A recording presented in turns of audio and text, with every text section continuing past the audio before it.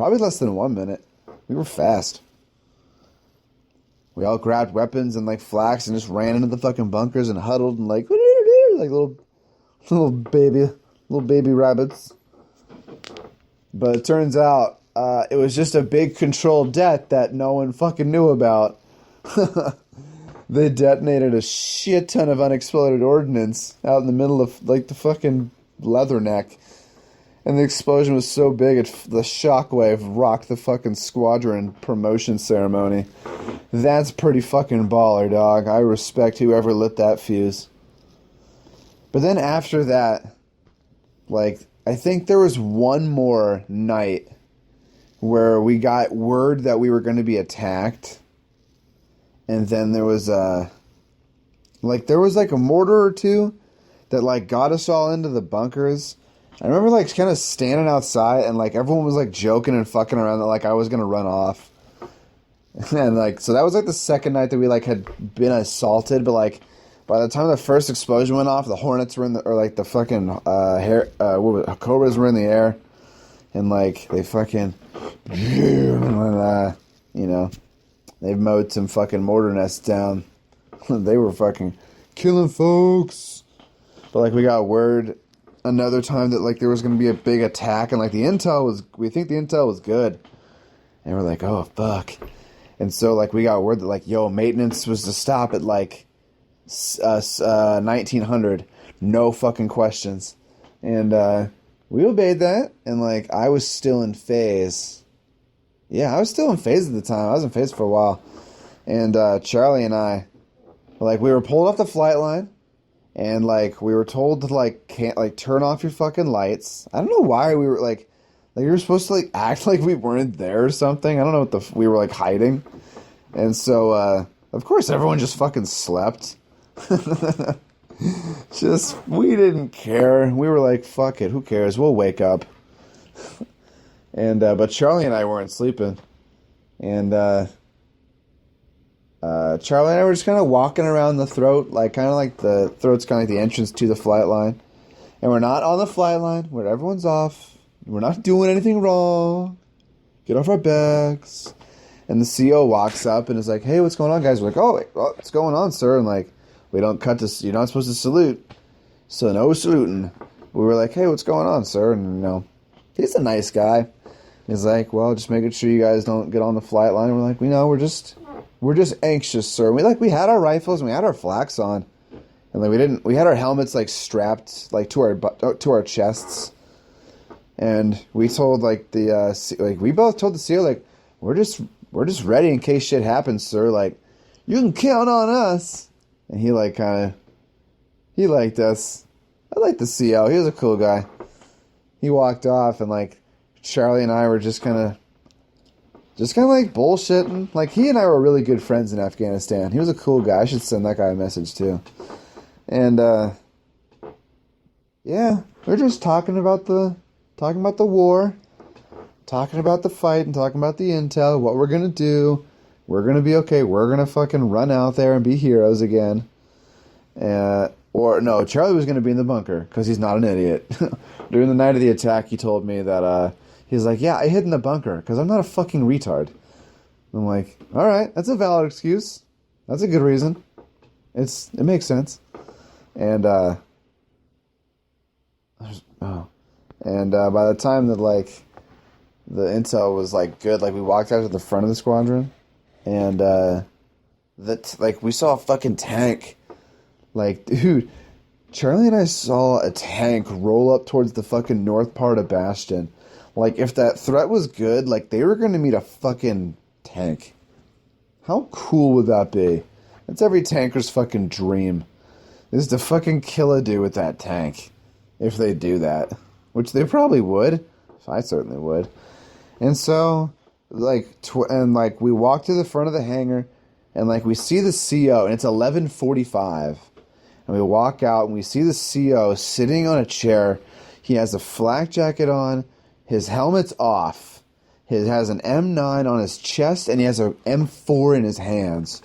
And he's sitting in a chair, and he has this fucking 5 o'clock shadow because we couldn't leave the base, or we couldn't leave the shop yet. And we were like, what's going on, sir? And he's just like, no, what's going on, fellas? I'm just hoping those fucking assholes show up. I'm fucking exhausted. And they want to, he's like, that was the first time I ever saw the CO like, yo, what's going on, boys? You ready to fucking kill some shit? And we're like, hell yeah, sir. You know, he was just tired. He looked like he was fed up. He wanted to kill somebody. But then like 12:15 came, 12:30, 1 o'clock, eventually like the IDF alarm never went off. You know, like just nothing happened. Of course, motherfucking day crew we went to sleep at like 5 a.m. in the morning and had to be at work by like noon. So like, yeah, we got to like, yeah, you can still get a good night's sleep, but like you couldn't take a shower and you had to just eat. You couldn't eat, like you were like fucking, you went to bed fucking angry. That was the deal. Fucking assholes. And I came into work that next day, and then I believe that was one of the last times we had ever gotten attacked in Afghanistan. I keep talking about the fights. There's only 2 fights. God damn, don't get sucked into the fights. Afghanistan was really fun. Afghanistan was like prison. It was really cool. Whenever I watch Orange is the New Black, all I think about is Afghanistan. Afghanistan is prison, and we're all inmates, convicted of our own crimes of why we all joined the Marine Corps. We all have different crimes, but sometimes our crimes are all similar. Or maybe all our crimes are the same, depending on how meta you want to get. After that, we just kind of like, we hung out in Afghanistan. Nothing happened. It was just boring. Moore and I used to go on runs because I was like really out of shape. So Moore and I would run every morning. That was really cool. I liked Moore. He put up with me. He was a cool dude. He sweat for me. He like took it upon himself to run with me. And I passed the next PFT. It was the last PFT I ran for like 9 months. And I don't know, it was cool. I ran with Matute. He and I like got into it. I feel like I handled Matute poorly. This was back when I was still kind of like a shitty worker. Like I was mediocre at best, I'll be honest. I didn't care. And like, but Matute was a fucking stickler, dude. Like when, what was it? Moore was our original CDI in phase, and he and I had a lot of fun with Savalos. Like, we were all, like, really tight.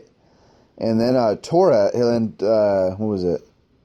No, Moore went to Tool Room, and then Torres became our CDI, and, like, he and I were pretty cool. And then Torres eventually left because his time was up, and Matute came, but everyone loved me in phase. Everyone loved me, but fucking Matute and I always butted heads. Because I was a little asshole. And he was just a stickler.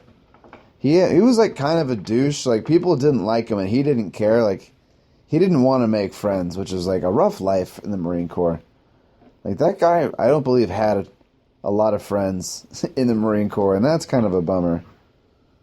Like I talked to him recently. Matute Salinas, Sergeant Kevin Matute Salinas. The old Honduran man. He was quite the stickler. He always hated my work. He always sent me out to fucking redo jobs. He fucking hated me. He was such a fucking stickler. But like we were pretty like I was a piece of shit to him. Man, he would give me a bunch of jobs to do. And, like, I would just have excuses for why I wasn't doing them. Like, I remember, like, I did, like, a few jobs, and, like, I kind of, like, fucked up one, and, like, I did the rest all right. Like, I was okay. Like, I'm not saying I was a fucking total piece of shit. But, like, my work was subpar. I'll be real. I'll admit it to myself. Derek Arnold, was a turd in Afghanistan for a little bit. Or a lot, depending on your point of view. And there was a time where I had to RTV this fucking What was it? It's a blade lock pin. Yeah. A blade lock lock pin, or no, a blade lock pin, blade fold lock pin. I think that's what it was called. I don't know. It keeps the fucking blade locked in place. There, it's a blade lock, and I had to RTV something around it. I had to be like the gauge, or there was this little like hexagon piece, and I safety wired it, and you have to like RTV it to keep the shit waterproof. And I remember I did it kind of like sloppy, but it was all right, like it was passable. And I remember I came back in, and like he's just like, "Oh no, what's wrong?" He had a thick accent. He's like, "Go out there and fucking fix your shit, man. Like it looks like garbage." And I was like, "Oh, what? Oh, come on, dude. Like who cares?" And he's like, "I care. Go the fuck out there and fix it." And I was like, "Damn, he's kind of pissed." And so I walk out there, and I'm like, it looks whatever. And I like kind of use my fingers, and I'm going out there with more RTV, and I'm like it's just kind of getting everywhere. And I'm trying to clean it, and I'm like, oh, I'm just cleaning as best I can. And then I'm like, okay, it looks fine. And I come back in, and then I go like, yeah, it's fine. It's cool. Go out there. And he goes back and he checks it. And of course he comes back and he goes, Arnold, I don't know what you've been taught, but that shit is not good enough. Go mix more RTV. Go out there and fix your job. And he was like angry with me. And I was so like confused and angry with him. And I was like, I want to be like, what the fuck is your problem, dude? Like, it's like you and I have butted heads since day fucking one. Like, I was so mad at him. And like, he let me get away with a lot. Like, I definitely talked trash to him. One time he called me out. But like, eventually I fixed my job. I remember Perkins from Flightline, that fucking big tooth motherfucker, that piece of shit, was making fun of me because he thought I was a piece of shit. Because Matute was being a dick to me, and he thought it was so funny. He was like, I don't know what the fuck was going on with that RTV, but apparently it was never good enough. And he thought that was really funny. And then eventually, like, dude, Matute and I were really butting heads. Because I had elected to, because I had stayed in phase for like 3 months because I had wanted to. I liked what I did, and I talked to Staff Sergeant Bill and Staff Sergeant Aquino. I was like, "Yo, can I just stay in phase? Like, I like it here." And eventually, Staff Sergeant Aquino pulled me aside and he's like, "Arnold, I've seen you work, and like you're a good dude. Like, fuck what Matute says, man. Like, you know, your job's checked out with Torres, and your job's checked out with fucking Moore. Like, your jobs have checked QA, man." And he's like, your jobs are fine. Like, I don't know what his deal is. And that was really cool of Staff Sergeant Aquino because he was batshit crazy, to tell you the truth. He was insane. But he liked me, and he had my back no matter what. And that was big of him. And he told me eventually, this was like what got me kicked out of phase. He's like, starting tomorrow, take the day off, like take tonight off and come in tomorrow night. And I was like, what? He's like, you're going to switch shifts and you're going to work with Corporal May on night shift, and Sweet is going to come to day crew. And I was like, word? Are you fucking for real? And I was like, yeah, motherfucker. Like, I was so lucky. Dude, Teddy May was a fucking badass. Man, I talked to him recently. He was this fucking wild man from New York City. Or he was not from New York City, he was from New York. From like Rochester or Buffalo or something. Somewhere up north where it was cold and big and mountainous. And he liked me. And he was like looking forward to like working with me. And so I left that night. And I was like, I stayed up and I went to go eat food.